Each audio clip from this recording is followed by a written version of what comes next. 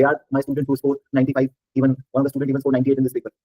ये पेपर आपका base paper बनता है आपके आगे के पेपर के लिए, यानी पीएम का पेपर, परफॉर्मेंस मेजरमेंट, और इवन आपके स्किल लेवल में पेपर है फाइनेंशियल मैनेजमेंट। दोनों ही पेपर में ये पेपर बेस का रोल करता है। Ultimately you need discipline. Sir कैसे पता लगे कि हमें कंसेप्ट आता है या नहीं आता? सबसे इंपॉर्टेंट है कंसेप्ट को क्लैरिटी को पाने के लिए विजुअलाइजेशन, चीजों की विजुअलाइजेशन। अपन सबसे ज्यादा लैक करते हैं विजुअलाइजेशन में और पेशेंस में। थोड़ा सा पेशेंस ज्यादा लगाना पड़ता है चीजों को समझने के लिए, रीजनिंग समझनी पड़ती है, क्यों समझना पड़ता है, पीछे समझना पड़ता है। अपने आप देखेंगे आपके डाउट अपने आप कम होते जा रहे हैं, डाउट ही नहीं आएंगे। पढ़ाई करनी कैसे, किन किन रिसोर्सेज को यूज करना है मुझे अपनी एसीसीए की जर्नी में। एसीसीए स्टडी हब क्या है? तो बच्चा ये एसीसीए की तरफ से पोर्टल है। तो देखो बच्चा, आज हम अपना नॉलेज लेवल का एक पेपर स्टार्ट करने जा रहे हैं, मैनेजमेंट अकाउंटिंग एमए। अपने पास हेडिंग बना लो सारे, एमए मैनेजमेंट अकाउंटिंग, या इसका एक और पहले नाम होता था F2। तो काफी इंपॉर्टेंट पेपर है हमारे नॉलेज लेवल पे। बहुत अच्छे से आप लोगों को समझ आएगा ये पेपर। एक तो काफी प्रैक्टिकल पेपर है। मजे की बात यह है कि this paper is very practical, and secondly a very good passing rate. Practical paper में पासिंग रेट भी बच्चे अच्छा स्कोर कर पाते हैं, एक अच्छा स्कोर भी बच्चे कर सकते हैं। They are my student who score 95, even one of the student even score 98 in this paper. तो 90 प्लस लाने में कोई ऐसा दिक्कत वाला चीज नहीं है अगर आप इसको बहुत डेडिकेशन से पढ़ते हैं, बाकी पास तो हो ही जाओगे। देखो, पहली क्लास में कुछ चीजें मैं आपको बता दूं। पहली बात तो ये पेपर बहुत इंपॉर्टेंट है। दूसरा, ये पेपर आपका बेस पेपर बनता है आपके आगे के पेपर के लिए, यानी पीएम का पेपर, परफॉर्मेंस मेजरमेंट, और इवन आपके स्किल लेवल में एक पेपर है फाइनेंशियल मैनेजमेंट। दोनों ही पेपर में ये पेपर बेस का रोल करता है, स्किल के पीएम में और एफएम में। तो इसमें मैं कुछ चीजें ऐसी सिखाने वाला हूं आपको, आप कुछ चीजें ऐसी सीखेंगे जो कभी शायद आपने पहले नहीं पढ़ रखी। क्यों मैं ऐसा कह रहा हूं अभी समझ आएगा आपको। और दूसरा, तीसरा सबसे इंपॉर्टेंट, इसका प्रोफेशनल लेवल पे भी पेपर बनता है एपीएम, एडवांस परफॉर्मेंस मेजरमेंट। मतलब इसका लिंकेज आपका सिर्फ स्किल ही नहीं, प्रोफेशनल लेवल तक जाता है बच्चों। और एक और अच्छी बात यह है इस पेपर के साथ कि इस पेपर को पढ़ने के लिए आपको कोई दूसरा पेपर आना नहीं चाहिए, क्योंकि इसको पेपर को अपन सिंपल क्या बोलते हैं, कॉस्टिंग का पेपर। अगर सिंपल टर्म से बोला जाए तो इस पेपर को बोलते हैं कॉस्टिंग का पेपर। और इस पेपर को करने के लिए हमारे को, मेरे दोस्त, अकाउंट्स, बिजनेस, टेक्नोलॉजी, लॉ कुछ भी नहीं जरूरत। बिल्कुल जीरो से पेपर है। पहला पेपर अगर कोई बच्चा इसको फाइट कर रहा है तो बिल्कुल एकदम कोई बिना बेस के इस पेपर को तैयार कर सकता है। और इसके साथ साथ अगर कोई कुछ पेपर पेंडिंग है, आप कोई और पेपर तैयार कर रहे हो, तो उसको भी आप इसके साथ साथ चला सकते हैं, उसे कंप्लीट कर सकते हो। बाकी नॉलेज लेवल के पेपर या किसी भी पेपर में जो मैं हर बच्चे को कहता हूं, मेरे पुराने बच्चे ऑलरेडी जानते ही हैं कि डिसिप्लिन चाहिए। Ultimately you need discipline. Daily का क्लासेस के अलावा आपको 2 घंटे का स्टडी जरूर करना चाहिए। 2 आवर स्टडी आप डेली का करेंगे तो ऑटोमेटिकली पेपर भी आसान होगा, कंसेप्चुअल क्लैरिटी भी आएगा। अल्टीमेटली एसीसीए के किसी भी पेपर में आपके पास कंसेप्चुअल क्लैरिटी नहीं है ना, तो वो पेपर आप क्रैक नहीं कर सकते, या कर भी लेते हैं तो वो पेपर आपको आगे फायदा नहीं देगा। तो सबसे इंपॉर्टेंट चीज है कंसेप्चुअल क्लैरिटी किसी भी पेपर में एसीसीए में, वरना कॉन्फिडेंस नहीं होगा, एंजाइटी होगी, नर्वसनेस होगी। कितने भी प्रैक्टिस कर लो, कितना भी क्लासेस देख लो, फिर भी ऐसा नहीं लगेगा कि यार मैं ये पेपर जाके निकाल आऊंगा, क्योंकि आपको कंसेप्ट नहीं आता। सर कैसे पता लगे कि हमें कंसेप्ट आता है या नहीं आता? सबसे इंपॉर्टेंट है कंसेप्ट को, क्लैरिटी को पाने के लिए विजुअलाइजेशन, चीजों की विजुअलाइजेशन। अपन सबसे ज्यादा लैक करते हैं विजुअलाइजेशन में और पेशेंस में। थोड़ा सा पेशेंस ज्यादा लगाना पड़ता है चीजों को समझने के लिए, रीजनिंग समझनी पड़ती है, क्यों समझना पड़ता है, पीछे समझना पड़ता है। अपने आप देखेंगे आपके डाउट अपने आप कम होते जा रहे हैं। डाउट ही नहीं आएंगे। और बहुत प्यारी जर्नी है इस, जिस जर्नी को आप सबको एंजॉय करना चाहिए। ऐसा आपके हाथ में, आप इस जर्नी को कितना लंबा कर देते हैं भाई।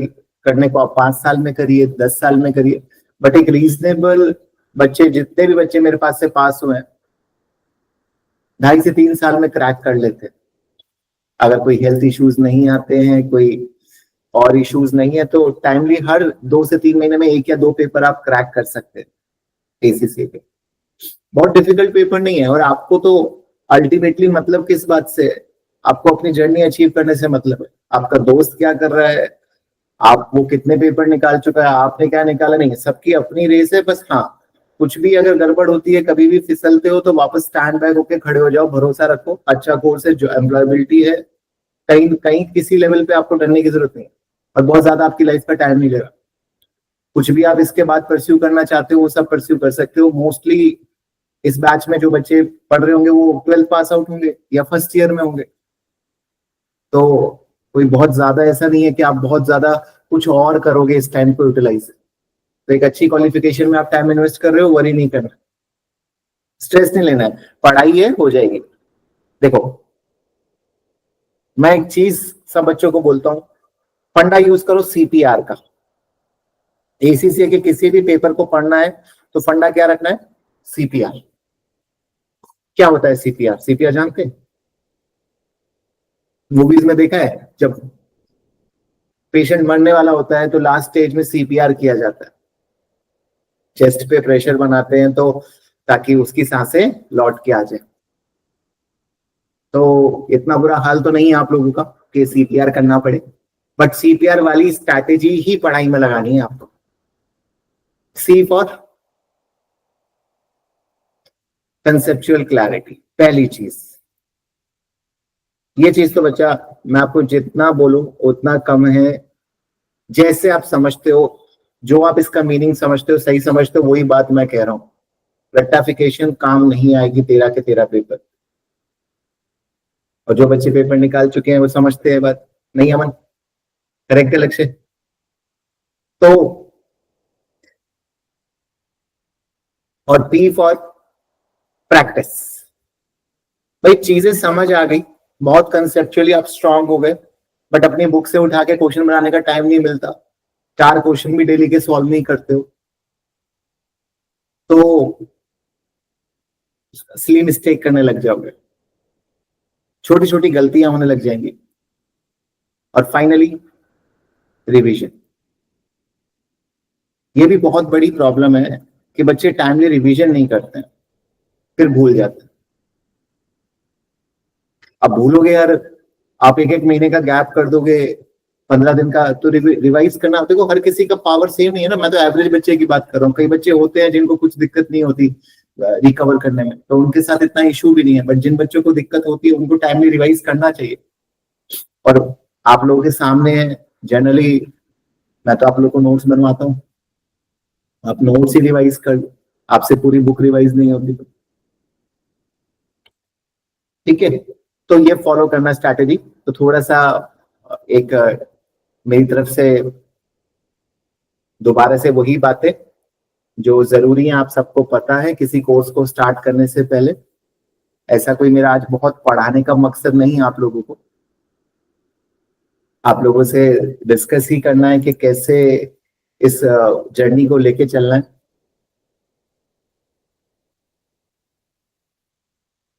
देखो, अगर बात करें सबसे पहले पेपर पैटर्न, तो नॉलेज लेवल पे जो आपका पेपर पैटर्न है वो थोड़ा डिफरेंट है स्किल से और प्रोफेशनल से। तो पहले तो पेपर पैटर्न समझ जाओ। सर क्या है पेपर पैटर्न? तो बच्चा पेपर पैटर्न है, आपके एग्जाम में 2 सेक्शन आएंगे, सेक्शन ए और section B.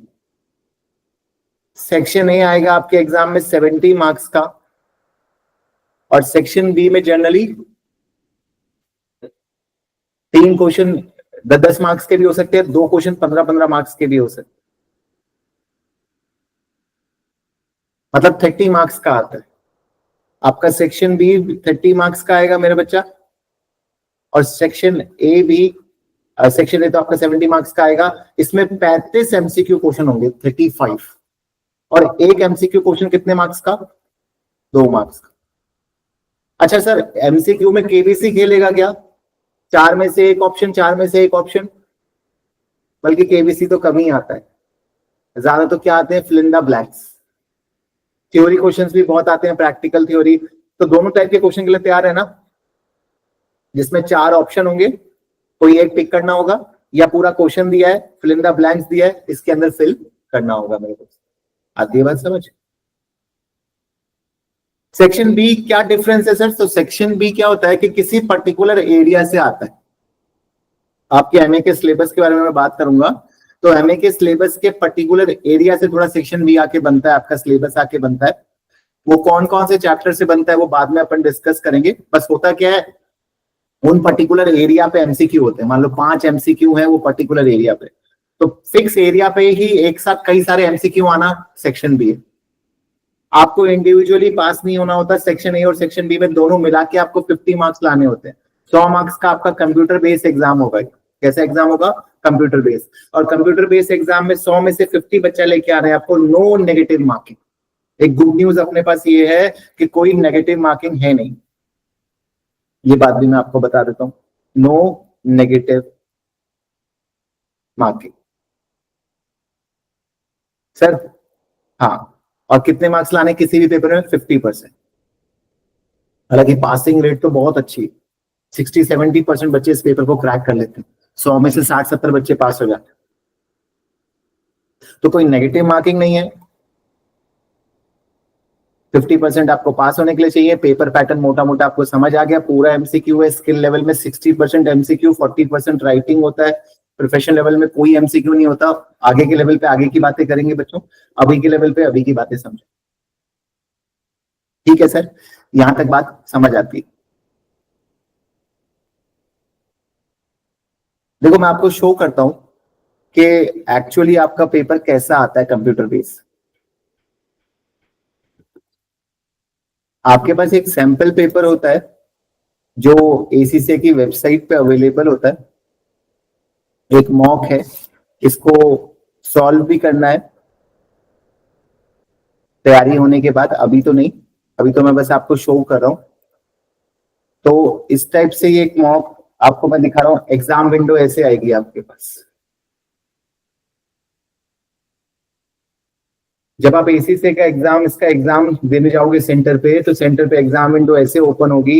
Enzyme name management accounting, time allowed 2 hours, 50%, exam consist 35 question, और सेक्शन बी में 3 क्वेश्चन 10-10 मार्क्स के। तो जनरली 3 क्वेश्चन 10-10 मार्क्स के आ जाएंगे, या 15-15 के, जनरली 10-10 मार्क्स के आते हैं।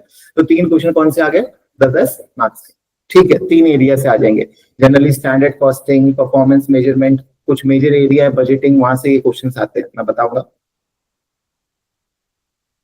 नेक्स्ट किया तो जनरल इंस्ट्रक्शन दिए हुए हैं कि भाई क्या क्या एरोज का क्या मतलब होता है, अभी इतना यूज नहीं है इंस्ट्रक्शन का। नेक्स्ट नेक्स्ट और स्टार्ट एग्जाम।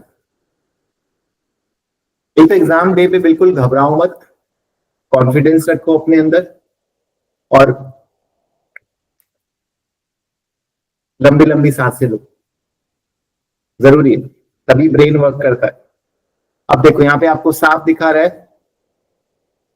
देखो अगर मैं जानना चाहता हूँ टेस्ट प्रोग्रेस डिटेल में गया तो पता चल गया कितने क्वेश्चन है टेस्ट में? 38। 35 क्वेश्चन सेक्शन ए में, 70 मार्क्स, और 3 क्वेश्चन किसमें दिए हुए हैं? सेक्शन बी में। मैं किसी पर्टिकुलर क्वेश्चन पे जंप करना चाहता हूं तो जंप कर सकता हूं। अच्छा सा सॉफ्टवेयर है। आपको जैसे क्वेश्चन आया, पहला क्वेश्चन, ये क्वेश्चन कौन से चैप्टर से है? परफॉर्मेंस मेजरमेंट से क्वेश्चन बोलता है, manufacturing company benchmark the performance of its account receivable department with that of leading credit card company. तो एक कंपनी है जो अपनी परफॉर्मेंस को किससे मैच कर रही है? एक क्रेडिट कार्ड कंपनी से। तो कहता है किस टाइप की बेंचमार्किंग है। तो ऐसे ना थ्योरी भी आती है, बट ये प्रैक्टिकल थ्योरी है, ऐसे रेक्टिफिकेशन वाली थ्योरी नहीं आएगी, कंसेप्चुअल थ्योरी आएगी। जब मैं बेंचमार्किंग पढ़ा दूंगा तब आप इसको क्रैक कर पाओगे कि किस टाइप की बेंचमार्किंग। आपको कोई क्वेश्चन मान लो आपने अटेम्प्ट किया, मान लो मैंने अभी गलत टिक कर दिया, स्ट्रैटेजिक बेंचमार्किंग लिख दिया, तो जैसे यहाँ पे क्रॉस आ रहा है ना, ये तो सैंपल पेपर है इसलिए क्रॉस आ रहा है, बट अगर मैंने जैसे सही टिक किया फंक्शनल बेंचमार्किंग तो टिक आ गया। रियल एग्जाम में ऐसा नहीं होगा, ये बात एटलीस्ट आप समझिए, है ना। तो स्ट्रेटेजिक बेंचमार्किंग पे अपन ने टिक करा, और मुझे ना इस क्वेश्चन में थोड़ा डाउट है, तो मैंने इस पे फ्लैग दबा दिया। अब क्या होगा, मेरा टाइम वेस्ट ना करे हुए मैं अपना आगे चल सकता हूँ, इस क्वेश्चन को भूल जाऊंगा, और कल को मेरे को जब दोबारा एग्जाम खत्म होने के मतलब जब मेरा सारे पेपर हो जाएंगे तो मैं देख सकता हूँ वन पे जाके क्या इसको फ्लैग किया था, एक बार देख लेता हूँ, तो सोच लेता हूँ इसके बारे में। ठीक, अब मैं आपको एक बार सेक्शन सी बी के भी क्वेश्चन दिखा देता हूँ। तो ऐसा कुछ क्वेश्चन सेक्शन बी से आता है, जैसे ये कैपिटल बजटिंग का क्वेश्चन दिया हुआ है कैपिटल बजटिंग चैप्टर से, तो उसके ऊपर आपको एमसीक्यू दिया हुआ है, टास्क 1, टास्क 2, टास्क 3। तो अलग अलग तरीके के टास्क है, कईयों में आपको फिगर्स पुट करनी है, रेलिवेंट इररेलेवेंट बताना है, फिर इंक्रीमेंटल यहाँ पे फिगर आंसर कैलकुलेट करके टाइप कर देना है, डॉलर ऑलरेडी साइन लगा हुआ है यहाँ पे टिक करना है। तो अलग अलग वैरायटी के एमसीक्यूज है, मल्टीपल चॉइस क्वेश्चन। तो आता है थोड़ा थोड़ा पेपर पैटर्न समझ अपन को। ठीक है, पहली क्लास है, कोई ऐसा टेंशन मत लेना कि सर मॉक ही कराना शुरू हो गया पहली क्लास में।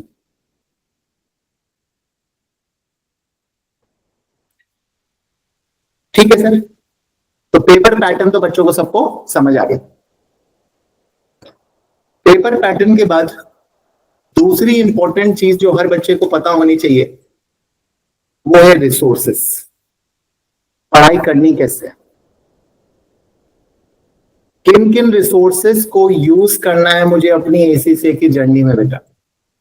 विच resources I have to use during my ACCA journey. बार बार ये बात नहीं आनी चाहिए कि सर कहां से प्रैक्टिस करें, क्या करें, करें जो करा है वो सफिशिएंट है कि नहीं। सफिशिएंट है, ऑब्वियसली सफिशिएंट है। देखो रिसोर्सेस में एक तो रिसोर्स आपको ध्यान रखना है बच्चा, क्लास नोट्स। जो अपन क्लास नोट्स बना रहे हैं उन क्लास नोट्स को ज्यादा से ज्यादा रिवाइज करो।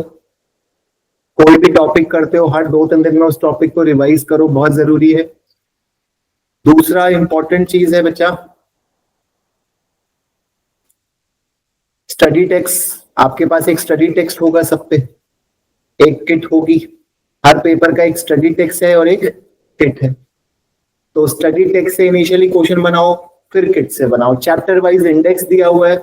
मान लो मैं जो भी टॉपिक पढ़ा रहा हूँ वो टॉपिक आपको पता है कि सर कौन सा चैप्टर पढ़ा है, मैं कोई सीक्वेंस में नहीं पढ़ा रहा हूँ। फॉर एग्जाम्पल मैं जो भी चैप्टर पढ़ा रहा हूँ वो चैप्टर आपको समझ आना है, वो चैप्टर आपको उसके स्टडी टेक्स्ट से क्वेश्चन करने हैं और फिर किट से क्वेश्चन करने। कोई डाउट आता है, कोई समस्या आती है, मुझसे डिस्कस करना कि सर ये दिक्कत।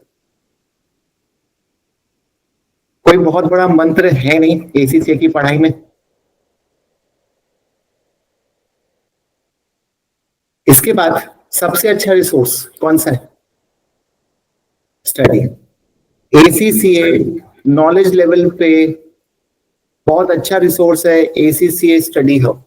सर एसीसीए स्टडी हब क्या है, तो बच्चा ये एसीसीए की तरफ से पोर्टल है, एसीसीए की तरफ से अपना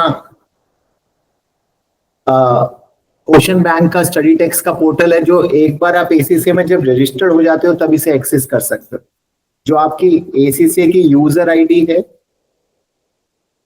जो एसीसीए का पासवर्ड है, उसके थ्रू आप इसको लॉगिन कर सकते हो। इसमें सारे 13 के 13 पेपर का कंटेंट है।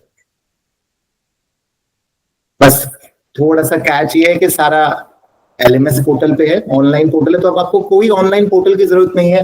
ये बहुत अच्छा एसीसीए ने आपके लिए पोर्टल बना के रखा है। हाई क्वालिटी मटेरियल है, कोई टॉपिक यहाँ से पढ़ोगे वो भी बेस्ट है, अच्छी क्वालिटी है। और चैप्टर वाइज क्विजेस दे रखे हैं, प्रैक्टिस क्वेश्चन दे रखे हैं, एग्जाम लेवल के क्वेश्चन है। तो प्रैक्टिस का कोई कमी नहीं है आपके पास। अच्छे अच्छे राइटर्स की बुक्स है मार्केट में, आपके पास स्टडी हब है, तो पढ़ाई करना ही रह जाता है। हाँ बाकी एक चीज ध्यान रखना, रट्टा लगा के क्वेश्चंस करना बेकार है। मैंने आपको बताया सीपीआर फॉलो करना है। प्रैक्टिस हमेशा कब स्टार्ट करनी है, कंसेप्ट क्लियर। अगर कंसेप्ट नहीं समझ आ रहा है तो क्वेश्चंस मत बनाओ प्लीज, ध्यान रखो। ठीक है सर, रिसोर्स भी समझ आता है, थोड़ा सिलेबस समझ लो बच्चों। आपके एमए का सिलेबस क्या है, तो एमए के सिलेबस को, एमए के जो चैप्टर्स को ना आप लोग बहुत ज्यादा भी समझ नहीं पाओ, क्योंकि सारे चैप्टर्स के नाम बड़े अजीब से हैं। जो एमए के चैप्टर्स हैं उसके काफी डिफरेंट डिफरेंट से नाम, कॉस्ट क्लासिफिकेशन, स्टैंडर्ड कॉस्टिंग। अब भाई अकाउंट्स का चैप्टर तो समझ आता है, रेक्टिफिकेशन, अकाउंट्स का चैप्टर समझ आता है, ट्रायल बैलेंस, अकाउंट्स का चैप्टर समझ आता है, बीआरएस। इसके चैप्टर के नाम अभी आपके लिए नए नए हैं कि भाई क्या है ये कॉस्टिंग। तो कभी किसी ने पढ़ना 11th में भी नहीं है, 12th में भी नहीं है, ग्रेजुएशन में भी कॉस्टिंग थोड़ा लेट आती है, आई थिंक सेकंड ईयर में आती है, फर्स्ट ईयर में कॉस्टिंग शायद है भी नहीं, ग्रेजुएशन में भी। तो सिलेबस क्या है कि आपके पास टॉपिक्स हैं कुछ मोटे मोटे, मैं आपको टॉपिक बता रहा हूं। मटेरियल, लेबर, ओवरहेड, ये अकाउंट्स के बेस टॉपिक है, मटेरियल, लेबर, ओवरहेड। इसके अलावा और भी इंपॉर्टेंट टॉपिक है। मैं मेन इंपॉर्टेंट टॉपिक आपके सामने लिख रहा हूं, जैसे performance measurement, capital budgeting, the most important topics, performance measurement, capital budgeting, simple budgeting. एक चैप्टर है जो सिर्फ जिसका नाम है बजटिंग, एक तो है कैपिटल बजटिंग, दो चैप्टर है, एक कैपिटल बजटिंग और budgeting. Standard costing, forecasting, service costing, data analysis, बहुत सारे इस टाइप के चैप्टर्स इस सब्जेक्ट के अंदर आपको पढ़ने। बट अगर आप बोले कि सर मोस्ट इंपॉर्टेंट चैप्टर जो हमारे लिए वो ये 4 चैप्टर, ये 3 चैप्टर बेस है, ये 4 इंपॉर्टेंट है, उसके अलावा जितने भी टॉपिक हैं वो साइड डिश है, छोटी छोटी डिशेस और भी हैं, छोटे छोटे टॉपिक और। इन चैप्टर्स पे अगर कमांड बन जाती है 3 बेस के टॉपिक, मटेरियल, लेबर, ओवरहेड, और ये 4 पास तो उसी दिन हो गया।